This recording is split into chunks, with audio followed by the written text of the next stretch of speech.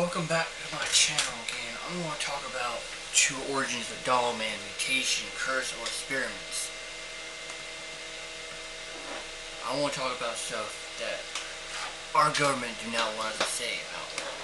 That's hush, secrets in the dark, things that go bump in the night.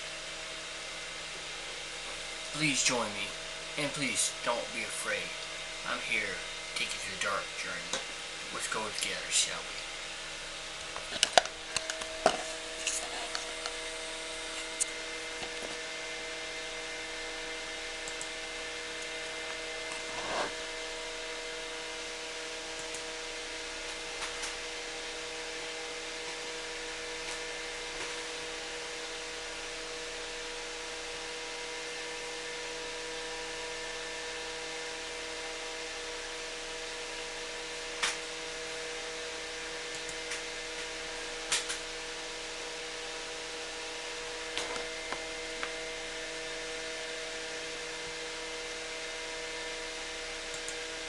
In a world where silence feels unnatural, where the birds stop singing, the wind dies without warning, and the trees seem to lean just a little too close.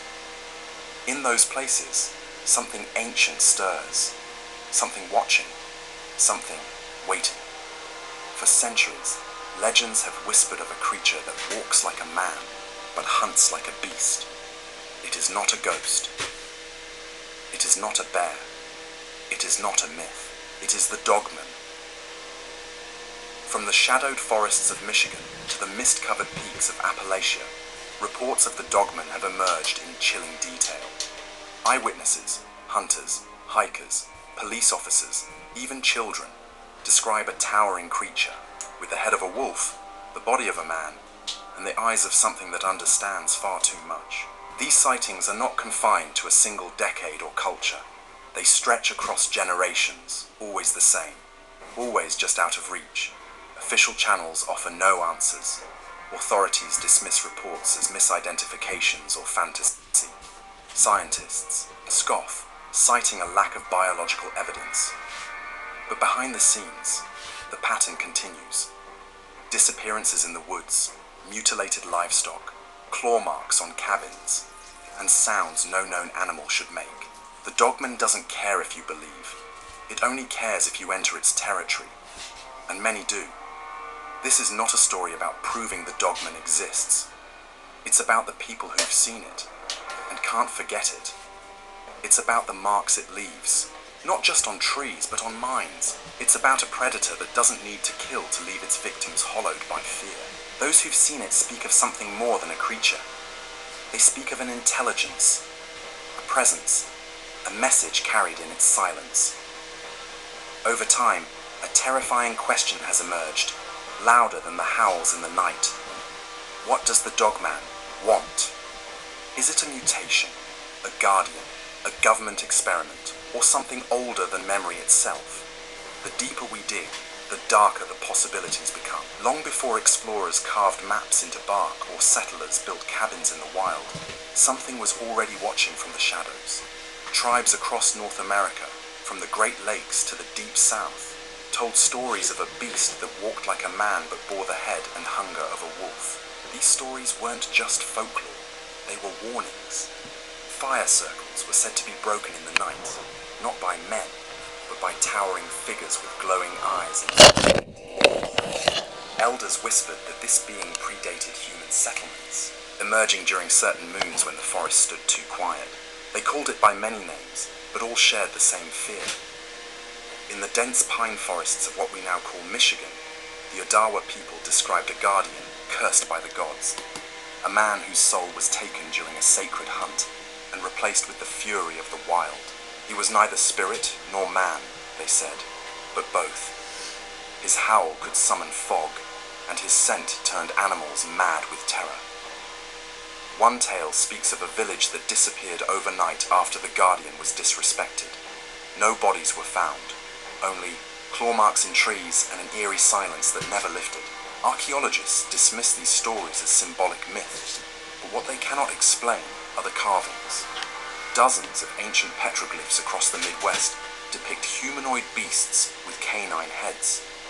In some, The figure appears in scenes of battle or standing beside fire. Others show it alone in the woods, looming over smaller human forms. These weren't random doodles. They were consistent across distances of hundreds of miles and different tribal groups. The same eyes, the same posture, the same dread.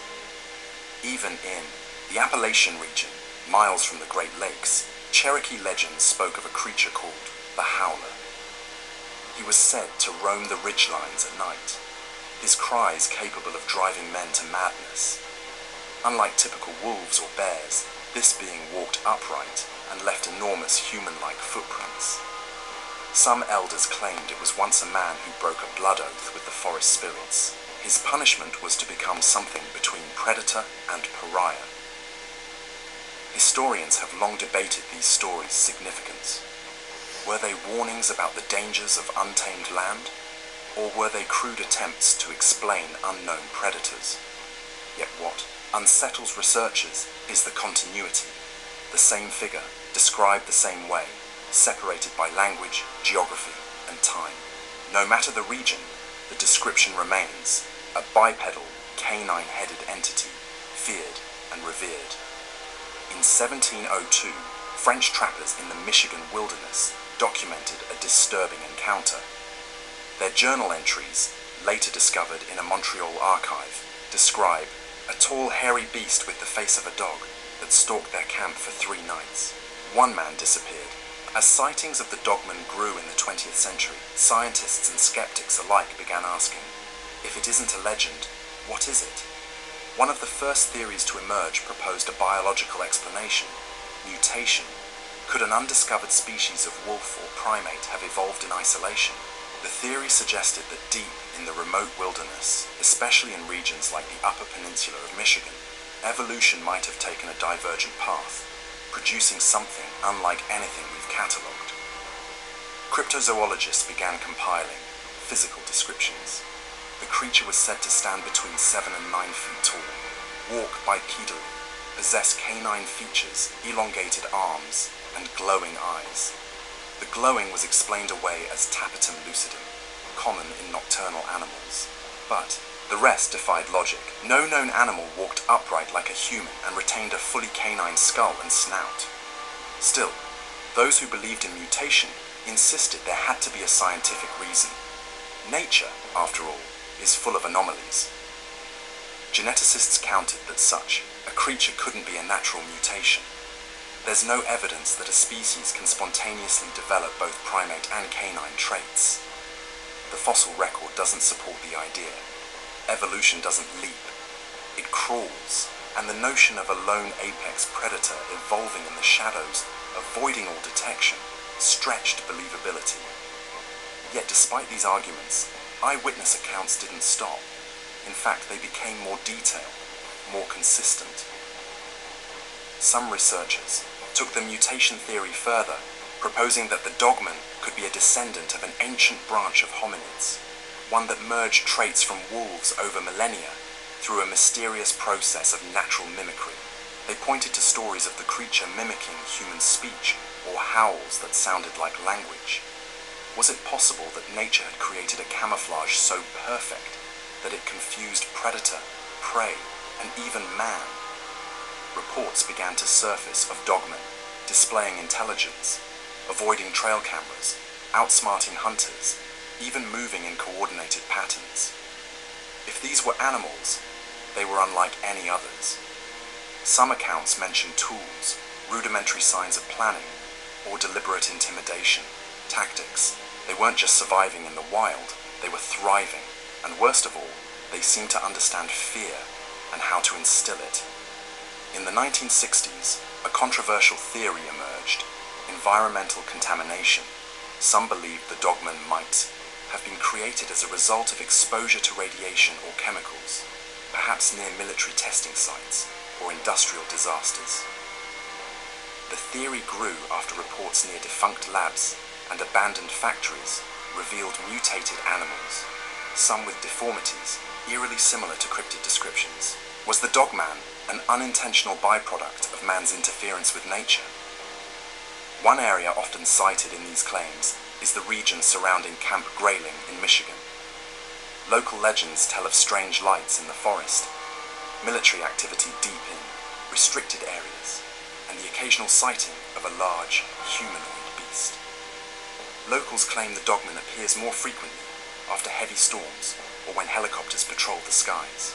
Though there's no official acknowledgement, some theorists insist this isn't coincidence, it's containment. Yet this mutation hypothesis hits a wall: reproduction. No one has ever reported a Dogman nest, youngling, or bones.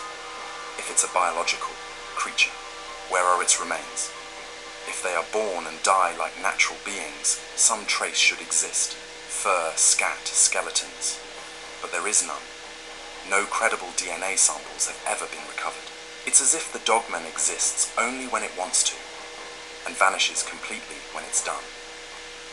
Skeptics say this is proof the Dogman is nothing but hallucination. Yet those who've encountered it push back hard. They describe something real, tangible, breathing. Many are hunters, woodsmen, ex-military, people trained to identify threats and track animals. They aren't prone to panic. They don't believe in fantasy. But they all describe the same thing: a beast that moves with purpose, that observes, that chooses its moment to reveal itself. In some fringe circles, the mutation theory is combined with supernatural elements. Could the Dogman be a guardian of nature itself? An ancient force awakened by environmental destruction? This hybrid idea suggests the creature appears near places of ecological collapse: oil spills, clear-cut forests, poisoned lakes. A mutation not just of DNA, but of vengeance. A being shaped by the earth to punish its violators. Eyewitness accounts often describe the same unsettling moment: the sudden stillness of nature before the creature appears. Birds stop singing, wind stops blowing. It's as if the world braces itself. This behavior is unnatural for an apex predator. Wolves, bears, even mountain lions are predictable. They flee or fight. The Dogman waits, watches. And long before science attempted to explain the Dogman through evolution or mutation, older voices offered a different story, one rooted in ancient curses and spiritual punishment.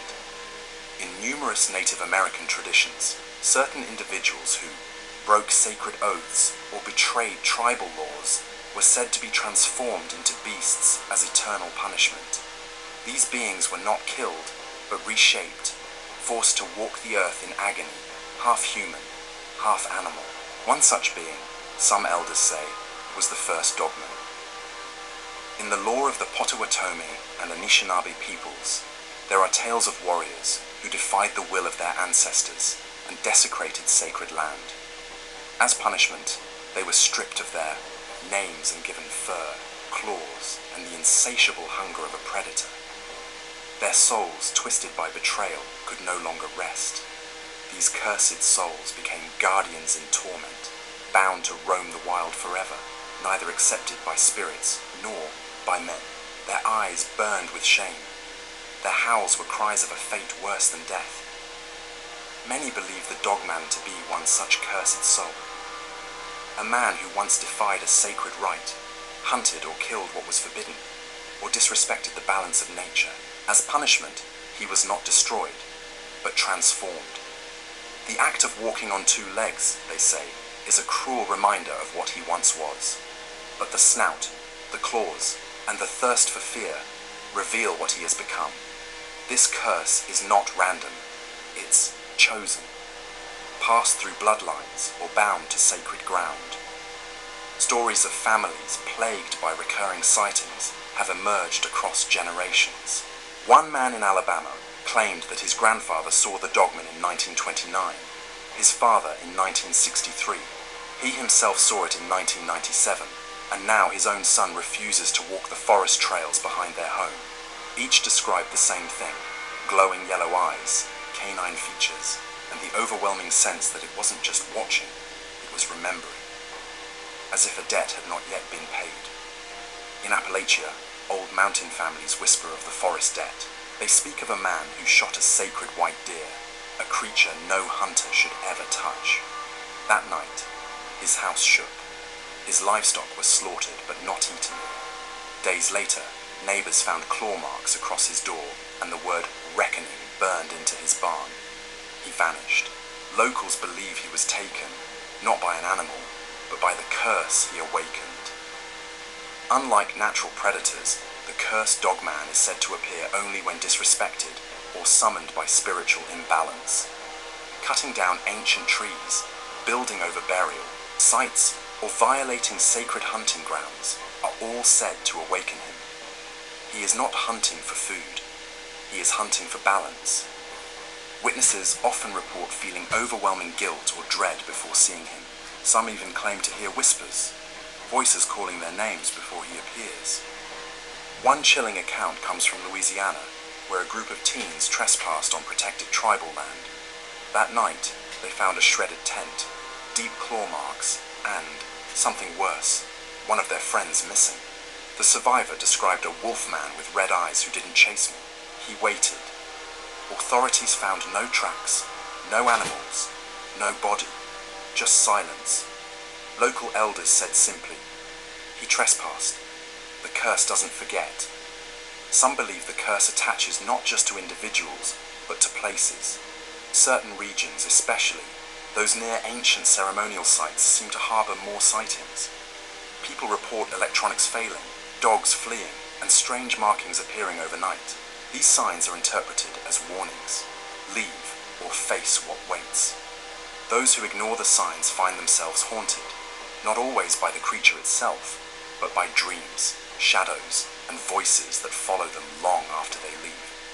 Interestingly, many accounts involve full moons, eclipses, or solstices, moments of heightened spiritual energy.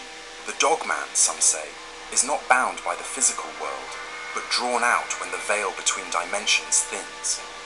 These moments make it easier for the curse to take form, for the punishment to manifest.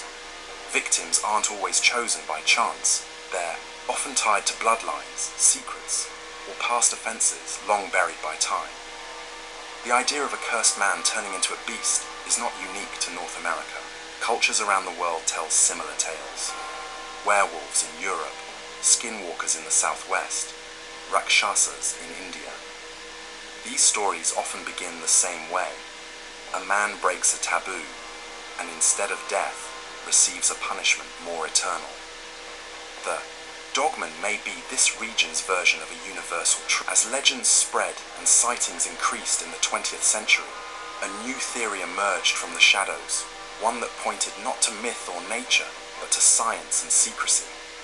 Whispers began to circulate in fringe communities, claiming that the dogman wasn't born in the wild or cursed by spirits, but engineered, a failed experiment, a military creation gone rogue. It sounded like science fiction, yet too many coincidences connected sightings to restricted areas and abandoned government facilities. During the Cold War, the US government poured billions into secret research, genetics, behavioral control, biological weapons. Deep in black-budget laboratories, the limits of human and animal capabilities were pushed. Documents declassified decades later revealed attempts to merge animal instincts with human intelligence for battlefield superiority. Most projects were denied or buried under code names. But some believe the dogman is a leftover fragment of these forgotten ambitions. Reports from former military personnel, often anonymous, have described encounters with beings that resembled upright wolves. One contractor claimed to have seen a containment unit in the 1980s, with reinforced steel bars clawed from the inside. Another spoke of a creature captured in Alaska that escaped during transport and was never recovered. These accounts are unverified, of course, but the consistency in the descriptions is difficult to dismiss. In the remote woods of Kentucky, near a decommissioned research outpost known as Site 17, hikers have reported strange lights, unnatural silence, and growls that echo without a source. Locals say the land is cursed, but a few researchers argue it's something else, the site of a failed hybridization program.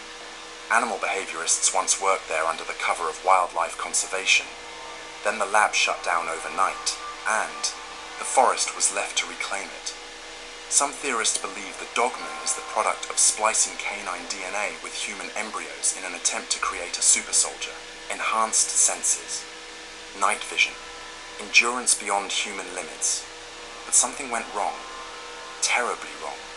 The result wasn't a loyal warrior, but a creature unable to fit into either world. Too smart to be controlled, too savage to be used. It escaped, and it survived. The idea isn't as outlandish as it seems. In the 1970s, Soviet experiments with dog-human hybridization were rumored to exist. In the US, DARPA's advanced bioengineering programs have long pushed ethical boundaries. Though official channels deny any creation of anthropomorphic combatants, the secrecy surrounding these programs leaves space for speculation. If the Dogman was born in a lab, it makes sense why no one claims it, and why no one can stop it. Eyewitnesses often report that the Dogman reacts violently to technology. Trail, cameras malfunction, phones die, even vehicles stall in its presence. Could this be a result of bioelectrical interference? If the creature was engineered to emit low-frequency signals, or developed an aversion to electromagnetic fields, it might explain its ability to avoid detection. Or perhaps it was designed to remain hidden. One retired airman spoke anonymously about a project he'd worked on in New Mexico in the 1990s. He described canine-shaped soldiers being tested in remote desert conditions. They didn't talk, he said, but they understood orders. The project ended abruptly after 2 handlers disappeared. The official report cited desert exposure, but those who remained called it the breach. No one returned to the Yaine site after that. In northern Michigan, near the outskirts of military training zones, reports of Dogman sightings have coincided with unexplained lockdowns. Locals report helicopters flying low at night, followed by a period of silence. Then, rumors begin. Someone saw a creature at the tree line. Someone else found clawed prints. No confirmation ever comes, but the timing is uncanny. It leads many to believe the military is aware of the Dogman and perhaps responsible for it. One chilling theory suggests that the Dogman was never meant to survive, that it was designed to break down, to die once its mission was complete. But it didn't. Instead, it adapted, escaped containment, and with no ability to reproduce, it became a lone ghost of a failed program, wandering forests, reacting with violence to anyone who gets too close. A reminder of what man tried to create and failed to contain. This would explain the intelligence often attributed to it. Witnesses say it avoids traps, anticipates behavior, and even mimics voice. As reports of Dogman sightings increased, many expected some form of official response, an investigation, a warning, even denial. But instead, there was silence. An eerie, calculated quiet from local law.